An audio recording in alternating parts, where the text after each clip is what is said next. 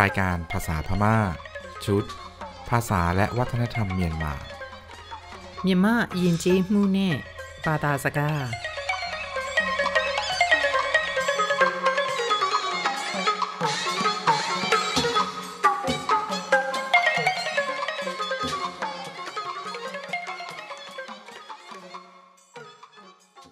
สวัสดีครับคุณผู้ฟังพบกับรายการภาษาพม่าชุดภาษาและวัฒนธรรมเมียนมา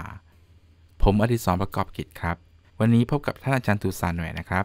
มิงกลาบาสยามะมิงกลาบาชินดิฉันตูซานหน่วยค่ะวันนี้เป็นตอนที่12นะครับเรื่องเทศกาลปีใหม่ตะจาหรือเทศกาลสงกรานต์ที่ยิ่งใหญ่ตอนที่1ครับคำว่าปีใหม่ภาษาเมียนมาพูดว่านิติกูนะคะก่อนที่จะเข้าสู่บทสนทนาเรามาทำความรู้จักกับคำศัพท์กันก่อนนะครับเทศกาลสงกรานต์ตะจานป่วยดอเล่นน้ำเยกะซาวันปิดเทอมโรงเรียนจางไปเย่วันเย่จากหรือตั้งแต่กะนีจนถึงหรือกระทั่งอาทิอย่างยาวนานอาจารย์จีปิดไปเทศกาลต่างๆตลอด12เดือนหรือตลอดทั้งปีสันนละป่วยดอด้วยสำนักงานรัฐบาลอโศยโยงทั่วทั้งประเทศเมียนมาตะไนงานโลงกิจการเลิกงานร้านค้าซีสาย ห้างสรรพสินค้าโกงได้เปิดพ่วยประเพณีเมียนมาโยยารูปแบบการให้หยุดงานอโลไปเปบงไม่เหมือนมาดูบูชาวต่างประเทศทุกคนในงานชาตาได้อย่างมากโดโดลี่มากันลาจ้าคุณผู้ฟังครับเรามาฟังบทสนทนาที่1กันเลยนะครับโกเอกမြန်မာနှစ်သစ်ကူတကြံပွဲတော်ကိုတွေ့ဖူးပါသလားမြန်မာနှစ်သစ်ကူတကြံပွဲတော်ကိုကျွန်တော်ဘယ်တော့မှမတွေ့ဖူးပါဘူးဗျဒါဆိုရင်ရေကစားဘူးအောင်နှစ်သစ်ကူတကြံကျောင်းပိတ်ရဲ့မြန်မာနိုင်ငံမှာပဲနေပေါ့ကောင်းသားပဲမြန်မာနှစ်သစ်ကူတကြံပွဲတော်ကိုဘယ်နှစ်ရက်ကျင်းပကြပါသလဲဗျတကြံပွဲတော်ရေကစားကြတာကတော့9ရက်ပါရှင့်ထိုင်းနိုင်ငံမှာတော့3ရက်တည်းရေကစားကြတယ်ဗျဒါပေမဲ့တကြံပွဲတော်ပိတ်ရက်ကဧပြီလ12ရက်နေ့ကနေ22ရက်နေ့အထိပါရှင့်ဟာတကြံပွဲတော်ပိတ်ရက်ကအကြာကြီးပါပဲလားဟုတ်ကဲ့ရှင့်မြန်မာ12လပွဲတော်တွေထဲမှာဘယ်ပွဲတော်မှအခုလိုမပိတ်ဘူးအစိုးရယုံတွေကျောင်းတွေပဲပိတ်တာပါလားဗျမဟုတ်ပါဘူးရှင့်မြန်မာတနိုင်ငံလုံးကလုပ်ငန်းဈေးဆိုင်ကုန်တိုက်အားလုံးဘယ်နေရာမှမဖွင့်ကြပါဘူးရှင့်မြန်မာရိုးရာနှိသစ်ကူကိုအလှုပ်ပိတ်ပေးပုံကဘယ်နိုင်ငံထဲမှမတူဘူးနိုင်ငံသားတိုင်းမြမတကြံပွဲတော်မှာ ရေကစားဖူးတယ်ရှိအောင်လို့တော်တော်လေးလာကြတယ် คุณผู้ฟังครับเรามาฟังคำแปลของบทสนทนาที่1กันนะครับ ကိုเอกမြမနှစ်တစ်ကူတကြံပွဲတော်ကိုတွေ့ဖူးပါသလား คุณเอกเคยเห็นเทศกาลสงกรานต์ปีใหม่ของเมียนมาไหม မြမနှစ်တစ်ကူတကြံပွဲတော်ကိုကျွန်တော်ဘယ်တုန်းကမှမတွေ့ဖူးပါဘူးဗျ ผมไม่เคยเห็นงานเทศกาลสงกรานต์ปีใหม่ของเมียนมาเลยสักครั้งครับ ဒါဆိုရင်ရေကစားဖူးအောင်နှစ်တစ်ကူတကြံကျောင်းပိတ်ရဲ့မြန်မာနိုင်ငံမှာပဲနေပေါ့ ถ้าอย่างนี้เพื่อที่จะได้เคยเล่นน้ำวันปิดเทอมโรงเรียนช่วงสงกรานต์ปีใหม่ก็อยู่แค่ที่ประเทศเมียนมาสิ ကောင်းသားပဲမြမနှစ်တစ်ကူတကြံပွဲတော်ကိုဘယ်နှစ်ရက်ကျင်းပကြပါသလဲဗျ ก็ดีนะเทศกาลสงกรานต์ปีใหม่ของเมียนมาจัดกันกี่วันเหรอครับ တကြံပွဲတော်ရေကစားကြတာကတော့9ရက်ပါရှင့် ที่เล่นน้ำเทศกาลสงกรานต์กันก็5วันค่ะ ထိုင်းနိုင်ငံမှာတော့3ရက်ထဲရေကစားကြတယ်ဗျ ที่ประเทศไทยเล่นน้ำกันแค่3วันครับ ဒါပေမဲ့တကြံပွဲတော်ပိတ်ရက်ကဧပြီလ12ရက်နေ့ကနေ22ရက်နေ့အထိပါရှင့် แต่ว่าวันหยุดเทศกาลสงกรานต์ตั้งแต่วันที่12เมษายนจนถึงวันที่22เมษายนค่ะ สถานีวิทยุศึกษา ဟာတကြံပွဲတော်ပိတ်ရက်ကအကြာကြီးပါပဲလား โอ้โหวันหยุดเทศกาลสงกรานต์นานมากเลยหรือนี่ ဟုတ်ကဲ့ရှင့်မြမ12လပွဲတော်တွေထဲမှာဘယ်ပွဲတော်မှအခုလိုမပိတ်ဘူး ใช่ค่ะในบรรดาเทศกาลต่างๆตลอดทั้งปีของเมียนมาไม่มีเทศกาลไหนเลยที่หยุดอย่างนี้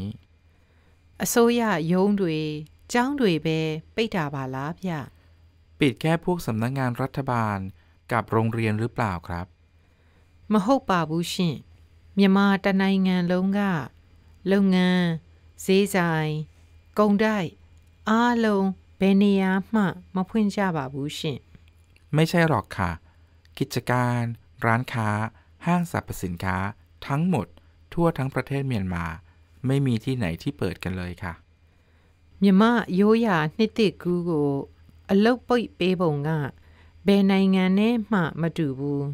รูปแบบการให้หยุดงานช่วงประเพณีปีใหม่ของเมียนมาไม่เหมือนกับประเทศไหนๆเลย နိုင်ငံခြားသားတိုင်းမြမတကြံပွဲတော်မှာရေကစားဘူးတယ်ရှိအောင်လို့တော်တော်လေးလာကြတယ် ชาวต่างประเทศทุกคนมากันอย่างมาก เพื่อให้มีประสบการณ์ที่เคยเล่นน้ำในเทศกาลสงกรานต์ของเมียนมา คุณผู้ฟังครับเรามาดูสำนวนที่น่าสนใจในบทสนทนาเมื่อครู่นี้กันนะครับ สำนวนแรกမြမနှစ်တစ်ကူတကြံပွဲတော်ကိုတွေ့ဖူးပါသလားမြမနှစ်တစ်ကူတကြံပွဲတော်ကိုတွေ့ဖူးပါသလားแปลว่าเคยเห็นเทศกาลสงกรานต์ปีใหม่ของမြန်မာไหมในประโยคนี้คำว่าผู้ใช้ในความหมายที่ว่าเคยทำโดยใช้คำว่าผู้ตามหลังคำกริยายกตัวอย่างการใช้คำนี้ในประโยคอื่นๆเช่นดีอติโกซาพูเดดีอติโกซาพูเดแปลว่าเคยกินผลไม้นี้เจ้าไปแยบมาปะกานမြို့ကိုအလေသွားဖူးတယ်ကျောင်းပိတ်ရက်မှာပကံမြို့ကိုအလေသွားဖူးတယ်แปลว่าตอนวันปิดเทอมโรงเรียนเคยไปเที่ยวเมืองพุกามตู้โกမြင်ဖူးတလို့ပဲตู้โกမြင်ဖူးတလို့ပဲแปลว่าเหมือนกับว่าเคยเห็นเขาสำนวนต่อมาမြမနှစ်တစ်ကူတကြံပွဲတော်ကိုကျွန်တော်ဘယ်တုန်းကမှမတွေ့ဖူးပါဘူးမြမနှစ်တစ်ကူတကြံပွဲတော်ကိုကျွန်တော်ဘယ်တုန်းကမှမတွေ့ဖူးပါဘူးแปลว่า ผมไม่เคยเห็นงานเทศกาลสงกรานต์ปีใหม่ของเมียนมาเลยสักครั้งในประโยคนี้คำว่าเบมาและมาบูเบมาและมาบูเป็นรูปแบบที่ใช้เพื่อจะสื่อความหมายว่าไม่ว่าสิ่งไหนไม่ใช่สักอย่างเลยการใช้รูปแบบนี้คือโดยใช้คำนามที่อยากจะพูดถึงไว้ระหว่างคำว่าเบและมาแล้วก็ใส่คำกริยาระหว่างมากับบูเพื่อจะจบประโยคในการปฏิเสธนะคะยกตัวอย่างการใช้คำนี้ในประโยคอื่นๆเช่นดีอติโกเปดูมาซาจาบูดีอติโกเบตูมาซาจาบูแปลว่าไม่มีใครกินผลไม้นี้กันเลยเบนียาโกมาอเลมาตวายาบูเบนียาโกมาอเลมาตวายาบูแปลว่าไม่ได้ไปเที่ยวไหนๆเลยตู้โกเบดงกามามะเมียนพูบูตู้โกเบดงกามามะเมียนบูแปลว่าไม่เคยเห็นเขาเลยแม้ว่าเมื่อไหร่ก็ตามนะคะคุณผู้ฟังครับเรามาฟังบทสนทนากันอีกครั้งหนึ่งนะครับကိုเอกမြန်မာနှစ်တစ်ကူတကြံပွဲတော်ကိုတွေ့ဖူးပါသလားမြန်မာနှစ်တစ်ကူတကြံပွဲတော်ကိုကျွန်တော်ဘယ်တော့မှမတွေ့ဖူးပါဘူးဗျဒါဆိုရင်ရေကစားဘူးအောင်နှစ်တစ်ကူတကြံကျောင်းပိတ်ရဲ့မြန်မာနိုင်ငံမှာပဲနေပေါ့ကောင်းသားပဲမြန်မာနှစ်တစ်ကူတကြံပွဲတော်ကိုဘယ်နှစ်ရက်ကျင်းပကြပါသလဲဗျတကြံပွဲတော်ရေကစားကြတာကတော့9ရက်ပါရှင့်ထိုင်းနိုင်ငံမှာတော့3ရက်တည်းရေကစားကြတယ်ဗျဒါပေမဲ့တကြံပွဲတော်ပိတ်ရက်ကဧပြီလ12ရက်နေ့ကနေ22ရက်နေ့အထိပါရှင့်ဟာတကြံပွဲတော်ပိတ်ရက်ကအကြာကြီးပါပဲလားဟုတ်ကဲ့ရှင့်မြန်မာ12လပွဲတော်တွေထဲမှာဘယ်ပွဲတော်မှအခုလိုမပိတ်ဘူးအစိုးရယုံတွေကျောင်းတွေပဲပိတ်တာပါလားဗျမဟုတ်ပါဘူးရှင့်မြန်မာတနိုင်ငံလုံးကလုပ်ငန်းဈေးဆိုင်ကုန်တိုက်အားလုံးဘယ်နေရာမှမဖွင့်ကြပါဘူးရှင့်မြန်မာရိုးရာနှိသကူကိုအလှုပ်ပိတ်ပေးပုံကဘယ်နိုင်ငံလဲမှမတူဘူးနိုင်ငံသားတိုင်းမြန်မာတကြံပွဲတော်မှာရေကစားဖူးတယ်ရှိအောင်လို့တော်တော်လေးလာကြတယ်สถานีวิทยุศึกษาบทสนทนาที่2เรามาทำความรู้จักกับคำศัพท์กันก่อนนะครับที่ผ่านเลยมาလွန်ခဲ့တဲ့พันกว่าปีနှစ်ပေါင်းထောင်ကျော်ขนบธรรมเนียมประเพณีရိုးရာဓလေ့อย่างดีကောင်းอนุรักษ์ထိန်းသိမ်းนานมาแล้วကြာပြီยุคสมัยโบราณရှေးခေတ်ยุคสมัยนี้အခုခေတ်รูปแบบการเล่นน้ำရေကစားပုံเมืองใหญ่ทั้งหลายမြို့ကြီးတွေเวทีแสดงความสวยงามအလှပြမဏ္ဍပ်เวทีเล่นน้ำရေကစားမဏ္ဍပ်อย่างคึกคักစီကာကာการแข่งขันเต้นรำสงกรานต์တ တကြံအကပြိုင်တကြံအကပြိုင် การแข่งขันร้องเพลง တချင်းအဆိုပြိုင်တချင်းအဆိုပြိုင် ดารานักแสดงชื่อดัง နာမည်ကြီးရုပ်ရှင်သရုပ်ဆောင်နာမည်ကြီးရုပ်ရှင်သရုပ်ဆောင် นักร้อง အဆိုတော်အဆိုတော် ย่านชุมชน လူနေရက်ကွက်လူနေရက်ကွက် ปากทางเข้าบ้าน အိမ်ဝင်ပေါက်ရှေ့အိမ်ဝင်ပေါက်ရှေ့ ก้านมะพร้าว အုံးလက်အုံးလက် ส่วนตัว ကိုယ်ပိုင်ကိုယ်ပိုင် อย่างมาก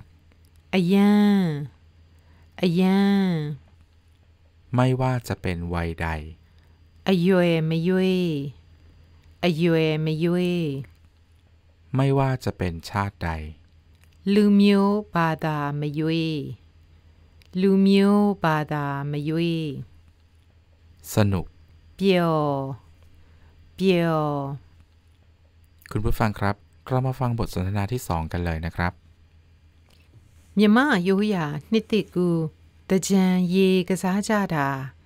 လွန်ခဲ့တဲ့နှစ်ပေါင်းထောင်ကျော်ပကံခေတ်ကလေးကပါရှင် ဟုတ်လားရိုးရာဓလေ့ကိုကောင်းကောင်းထိမ့်သိမ်းလာကြတာကြာပြီပဲ ရှေးခေတ်ရေကစားပုံနဲ့အခုခေတ်ရေကစားပုံကတော့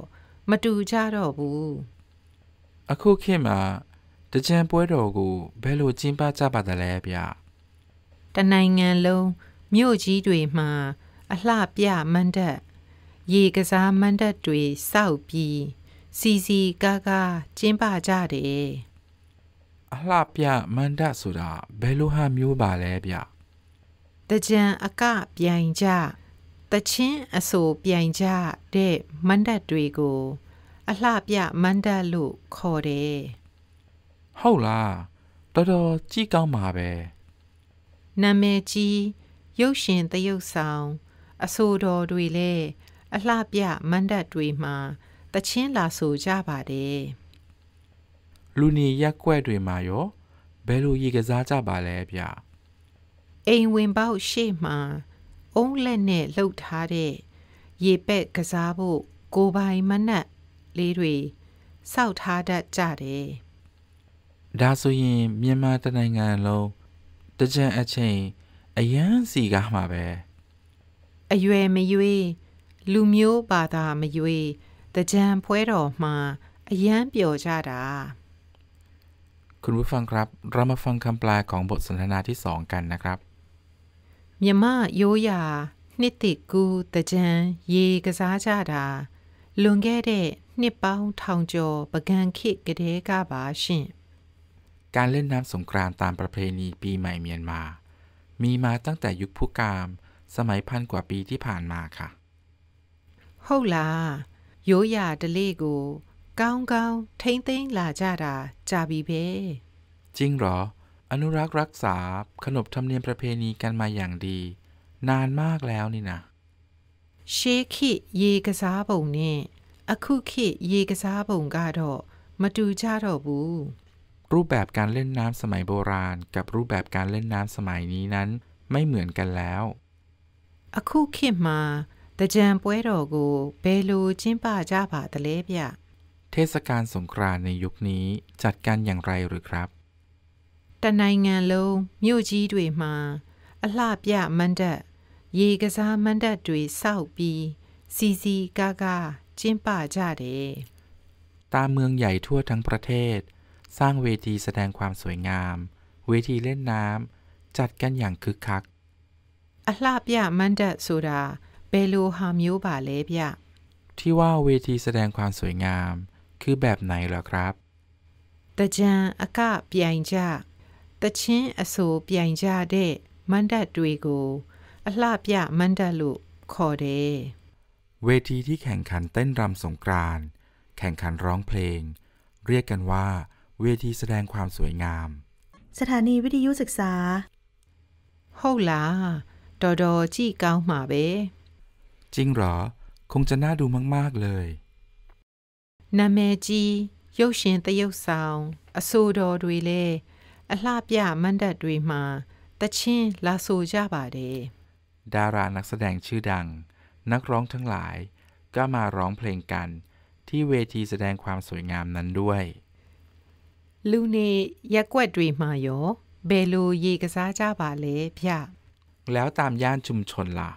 เล่นน้ำกันอย่างไรหรือครับအိမ်ဝင်ပေါက်ရှေ့မှာအုံးလက်နဲ့လှုပ်ထားတဲ့ရေပက်ကစားဖို့ကိုပိုင်မဏ္ဍပ်လေးတွေစောက်ထားတတ်ကြတယ်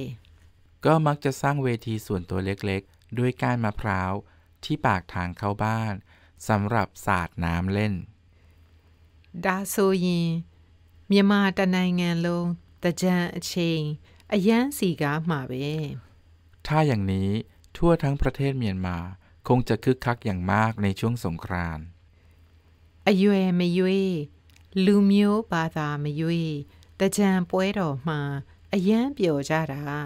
ไม่ว่าจะเป็นวัยไหนๆชาติไหนๆก็สนุกกันอย่างมากในเทศกาลสงกรานต์คุณผู้ฟังครับมาดูสำนวนที่น่าสนใจในบทสนทนากันนะครับสำนวนที่1ရိုးရာဓလေ့ကိုကောင်းကောင်းထိမ့်သိမ်းလာကြတာကြာပြီပဲရိုးရာဓလေ့ကိုကောင်းကောင်းထိမ့်သိမ်းလာကြတာကြာပြီပဲแปลว่าอนุรักษ์รักษาขนบธรรมเนียมประเพณีกันมาอย่างดีนานมากแล้วนี่นาในประโยคนี้คำว่าก้าวเป็นคำกริยาที่แปลว่าดีแต่คำกริยาที่เป็นความรู้สึกหรือการเปรียบเทียบนั้นเมื่อมาใช้แบบคำกริยาวิเศษจะต้องใช้แบบซ้ำสองคำก็เลยหมายถึงอย่างดีในภาษาเมียนมาคำวิเศษมักจะอยู่ด้านหน้าของคำกริยาหลักนะคะยกตัวอย่างการใช้คำนี้ในประโยคอื่นๆเช่นกะเลโกอาซาก้าวก้าวจุ้ยบาเดกะเลโกอาซาก้าวก้าวจุ้ยบาเดแปลว่าเลี้ยงอาหารเด็กอย่างดีตะชิงโกเปียวโซนีเมตะชิงโกเปียวโซนีเมแปลว่าจะร้องเพลงอยู่อย่างสนุกสนานอวุอาซาโกหละวุลาบาอวุอาซาโกหละวุลาบาแปลว่าแต่งตัวมาอย่างสวยงามเถอะนะคะสำนวนที่2အခုခေတ်မှာတကြံပွဲတော်ကိုဘယ်လိုကျင်းပကြပါသလဲအခုခေတ်မှာတကြံပွဲတော်ကိုဘယ်လိုကျင်းပကြပါသလဲแปลว่าเทศกาลสงกรานต์ในยุคนี้จัดการยังไงหรือในประโยคนี้คำว่าเบโลตะเลเบโลตะเลเป็นคำถามแปลว่าอย่างไรในภาษาเมียนมาตำแหน่งของกริยาหลักจะถูกวางระหว่างคำถามเบโลและตะเลนะคะยกตัวอย่างการใช้คำนี้ในประโยคอื่นๆเช่นดีตะเชงโกเบโลโซบาตะเลดีตะเชงโกเบโลโซบาตะเลแปลว่าร้องเพลงนี้อย่างไรตู้เองก้านี้เบโลถ้วยลาตะเลตู้เองก้านี้เบโลถ้วยลาตะเลแปลว่าออกมาจากบ้านของเขาอย่างไรအခုဘယ်လိုနေသေးလဲအခုဘယ်လိုနေသေးလဲแปลว่าตอนนี้เป็นอยู่อย่างไรหรือว่าตอนนี้เป็นอย่างไรบ้างนะคะคุณผู้ฟังครับเรามาฟังบทสนทนากันอีกครั้งหนึ่งนะครับမြမရိုးရာနှစ်တစ်ကူတကြံရေကစားကြတာ လွန်ခဲ့တဲ့နှစ်ပေါင်းထောင်ကျော်ပကံခေတ်ကတည်းကပါရှင်ဟုတ်လားရိုးရဓလေ့ကိုကောင်းကောင်းထိမ့်သိမ်းလာကြတာကြာပြီပဲရှေးခေတ်ရေကစားပုံနဲ့အခုခေတ်ရေကစားပုံကတော့မတူကြတော့ဘူးအခုခေတ်မှာတကြံပွဲတော်ကိုဘယ်လိုကျင်းပကြပါသလဲဗျတနိုင်ငံလုံးမြို့ကြီးတွေမှာအလှပြမဏ္ဍပ်ရေကစားမဏ္ဍပ်တွေစောက်ပြီးစီစီကားကားကျင်းပကြတယ်အလှပြမဏ္ဍပ်ဆိုတာဘယ်လိုဟာမျိုးပါလဲဗျတကြံအကပြိုင်ကြတချင်းအဆိုပြိုင်ကြတဲ့မဏ္ဍပ်တွေကိုအလှပြမဏ္ဍပ်လို့ခေါ်တယ်ဟုတ်လားတော်တော်ကြီးကောင်းပါပဲနာမည်ကြီးရုပ်ရှင်သရုပ်ဆောင်အဆိုတော်တွေလည်းအလှပြမဏ္ဍပ်တွေမှာတချင်းလာဆိုကြပါတယ်လူနေရက်ကွက်တွေမှာရောဘယ်လိုရေကစားကြပါလဲဗျအိမ်ဝင်ပေါက်ရှေ့မှာ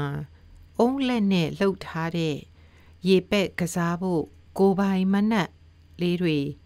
စောက်ထားတတ်ကြတယ်ဒါဆိုရင်မြန်မာတနိုင်ငံလုံးတကြံအချိန်အရန်စီကားမှာပဲအရွယ်မရွေးလူမျိုးဘာသာမရွေးတကြံပွဲတော်မှာအရန်ပျော်ကြတာสถานีวิทยุศึกษาสุภาษิตชวนคิดจากเมียนมาวันนี้นำเสนอสุภาษิตที่ว่าตะเน่ชุยตะเน่งุยตะเน่ชุยตะเน่งุยแปลตรงว่าวันหนึ่งทองวันหนึ่งเงินคำศัพท์ที่อยู่ในสุภาษิตนี้คือ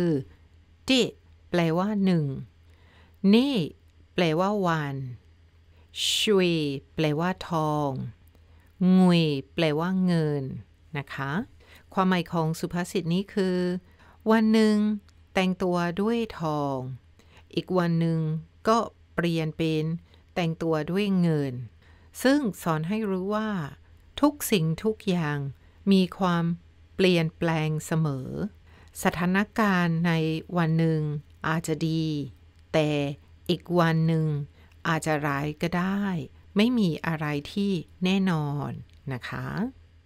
คุณผู้ฟังครับสำหรับวันนี้เวลาของรายการภาษาพม่าชุดภาษาและวัฒนธรรมเมียนมา